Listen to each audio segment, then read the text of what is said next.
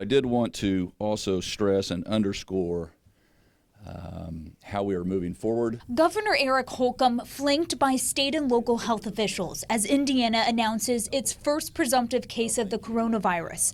They explained the patient came to Community North after developing symptoms of a sore throat and small cough. The patient is an adult who recently traveled to Boston and had contact with individuals at an event last week where positive cases have been identified. Hospital staff tell us he was taken through a different entrance and into an isolation room.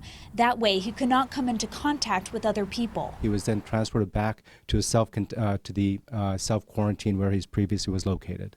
I want to reassure you that no patients, no other caregivers were exposed to this individual. They applauded this man for doing the right thing by calling ahead.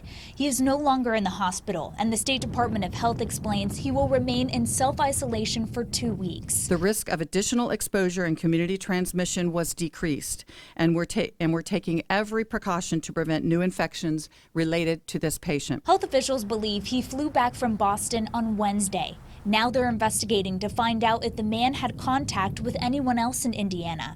So far, there is no indication the man transmitted the disease to anyone else. The most important thing I would re-stress what Jenny was saying is not to panic. Yet they encourage you to take steps to protect yourself from this virus, as Indiana expects more cases in the future. We have to emphasize again that we are well prepared.